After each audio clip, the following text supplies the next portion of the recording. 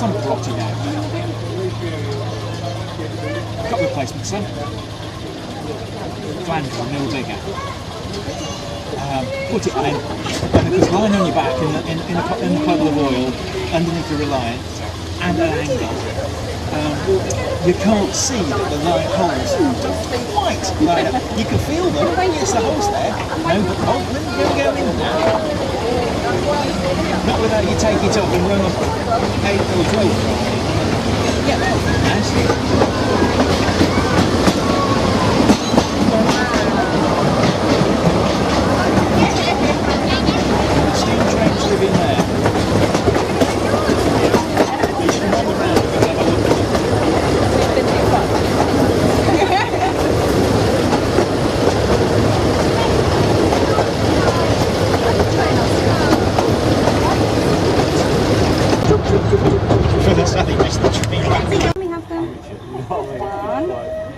Oh, look!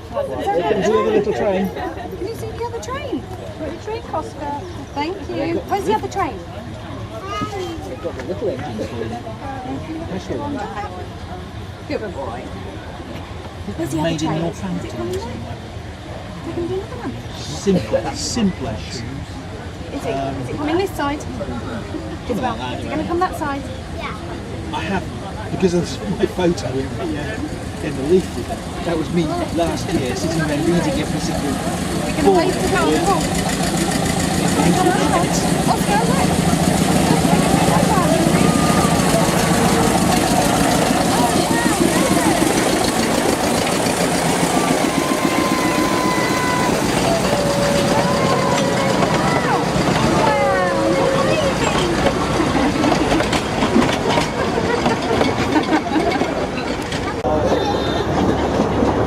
Obviously somebody not just got bit of the leg.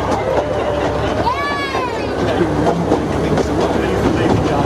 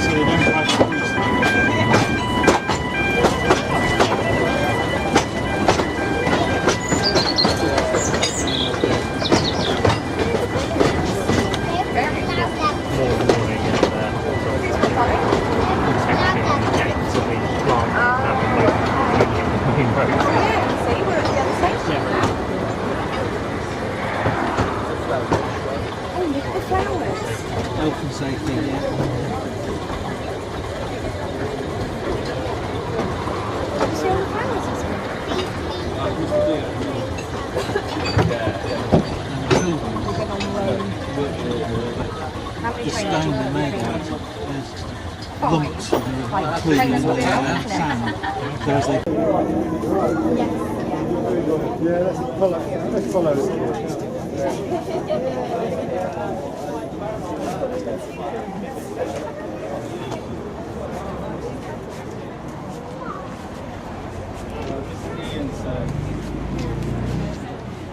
After the war, yeah.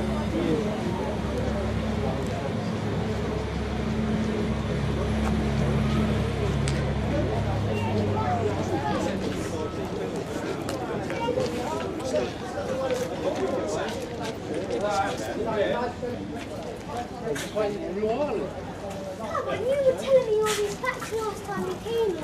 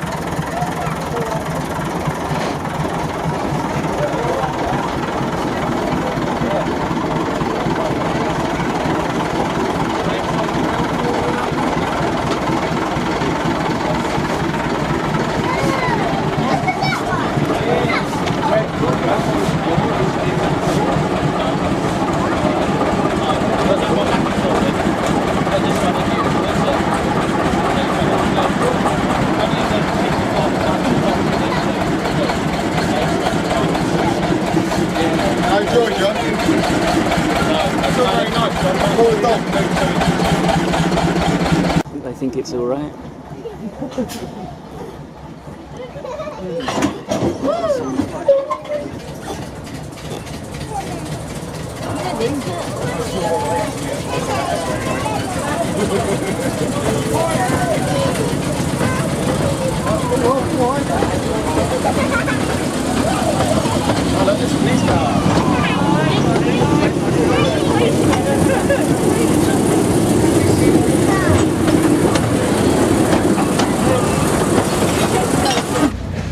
Okay, well, the railway was built for one purpose, and that was to carry sand.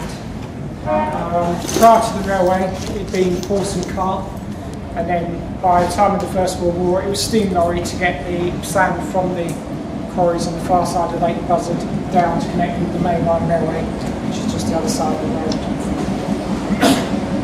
By the time of the First World War, there was also quite a big demand for sand for the war effort.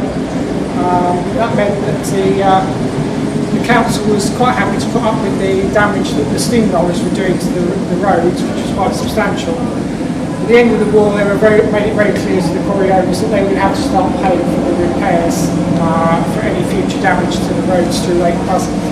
So the quarry owners decided to build a railway, industrial railway, from the quarries down around the edge of the town.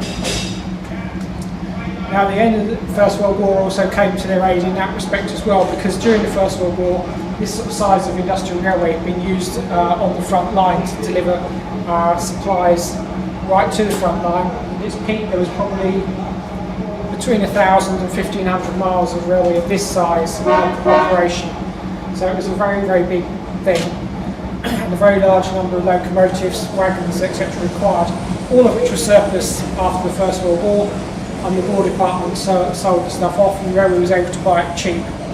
What that seemed like a bargain, it wasn't always necessarily quite the bargain that they thought it was going to be. But in 1919 they placed an order for the railway to be built, and 5 months later the railway opened. So it was a very quick operation. The downside was that the railway, of course, followed the contours and the easiest route, which was fairly tortuous in terms of tight curves and some steep gradients, which is what you see when you travel on the line today. And that makes it quite difficult for the passenger trains today, as it did for the fully loaded sand trains travelling. In the beginning, they had a couple of steam locomotives, which they really did think was a bargain, because they'd been built for the war effort but never delivered, because the war finished before they got delivered to the front. So they were essentially brand new. What they found out very, very quickly was, of course, all the mechanics being very low down and exposed on a steam locomotive, which all is great because the driver can get everything to keep it all nicely oiled, was completely hopeless when it gets covered with sand in the quarries and along the route. Not only that, they picked locomotives which are only really intended for shunting in the yard, not for travelling any great distances. So when they were trying to go all the way from the quarries and down to the main line, which was approaching 5 miles, with a fully loaded train, they stopped halfway and filled up with water from one of the streams, which was, of course, was equally full of sand. So not only were they getting sand on the outside, they were getting sand on the inside. So within a couple of years, the steam locomotives were gone, and the railways went over to internal combustion. So that was 1921, which makes it certainly the first railway in Britain, possibly the first railway in the world to get rid of steam and go over to internal combustion. It's also possibly one of the reasons why a lot of people then ignored the railway for the rest of its life. But it carried on as an industrial railway very successfully. The peak of operation was actually in the Second World War and immediately afterwards, when again there was the big demand for the war effort, but then also post-war for the reconstruction work after all the bombing. So all the sand for the construction work, for bricks, for tiles, and also the sand here, silver sand, high silica content, very good for glass making. So huge demand immediately post-war. Second World War, that is, and that was the time when the railways was busiest, and something around 20 plus sand trains per day travelling along the line. When you think now we manage 7 at our peak service, that was a lot of sand trains. No signalling and no communication between the trains, just hope there's nothing coming the other direction. If there is, you have to wait till you get to one of the passing points. So quite an interesting operation. It was during the Second World War that they also realised that in order to get to carry out the maintenance, and they only had three guys doing all the maintenance of the quarry equipment and the locomotives, etc. And to move them around quickly, what they had to find some way of doing that, and their answer was they were going to buy 3 motorbikes, which they did. Again, second-hand, typical of the railway, never buy anything new if you can get something cheap second-hand. So they got 3. They got a couple of BSA M20s, and they got a Panther, which presumably the Panther went to the foreman, and the BSA M20s went to the co-workers. And those were used for the next 20 years as a way of getting the mechanics quickly between the different quarry areas day in and day out as they required for maintenance. After about 20 years, these bikes were completely worn out, and the quarry, in classic fashion, decided that they would just dump them in a disused pit somewhere. So somewhere up there at the end, there were 3 bikes in a disused quarry somewhere. But the railway carried on operating, and that was early 60s. The railway carried on operating through the 60s. By the late 60s, a group of enthusiasts were looking to build a railway in the Watford area, and came here looking if they could perhaps get some track, maybe some wagons, locomotives, and things. There was nothing going. What was left that was actually working, the railway desperately needed for itself. What the quarry owners agreed was that the enthusiasts could run at the weekends, and they would carry on running sand trains during the week. So the railway has quite an unusual history that it never actually closed between being an industrial railway and being a preserved railway. It was actually a period of overlap of about 4 years when it was both used as a preserved line and an industrial sand line. But by the early 70s, there was increasingly they were using the dumper trucks to move the sand. They still use the trains within the quarries themselves, and the last one was running up to about 1981, I think it was, sort of time, within the quarries and to the top of the quarry workings, but the main line had closed by the early 70s. And from that point on, it was entirely taken over by the enthusiasts. Now what you see today is largely a collection of steam locomotives, which certainly wasn't typical of the railway historically, which is very much based around internal combustion. The same went over to petrol locomotives in 1921. And that's the reason why we're actually choosing to run internal combustion today, an opportunity to run all the different types of internal combustion locomotives that we have on the railway. But here in the shed we have a selection of the steam locomotives. The first 3 here are all in working order. The large black locomotive is actually one that was built for the First World War. At the time when that rail system was being used on the front line, one of the problems we had in Britain was that most of our factories were turned over to things like munitions and for the war effort. So actually we turned to America to help with the supply of locomotives, and they built 495 of those locomotives in about 8 months. After the war, they were distributed all over the world, various places. This one went to India and ultimately to Pakistan. Was still running until the early 1980s, so had a good life of 60 odd years in working service before it was brought back to the UK and has been restored now. So you see it as it was originally in World War I condition. The locomotive beyond that is one that's bought by a group of members here, and we're in the final stages of restoring it. We don't have the boiler back yet. That's something we've decided to send out for professional restoration.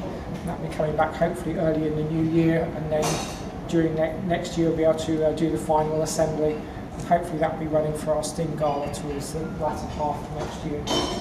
And down the far edge, another one of our regular locomotives currently out of service for some maintenance work.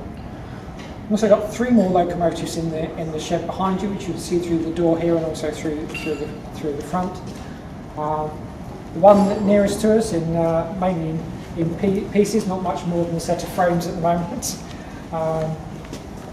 The middle one of the earliest locomotives that we had, but very, very small and not really practical to run on passenger service on a regular basis.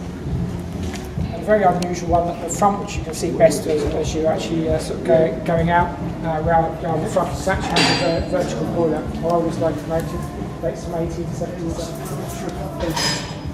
Some more information on the boilers down the side there. Both the history of the railway and some of our locomotives around stuff. Any more questions? Ask. That's a ball. Sorry, the ball. Is it? Yeah. Is that a bag? No, all the pair here are both on the side of the coffin, as is the large locomotive down there.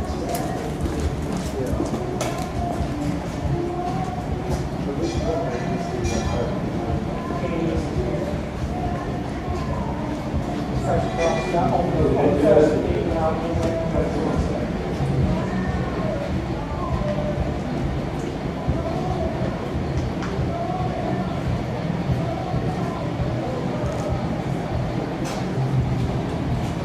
What is it?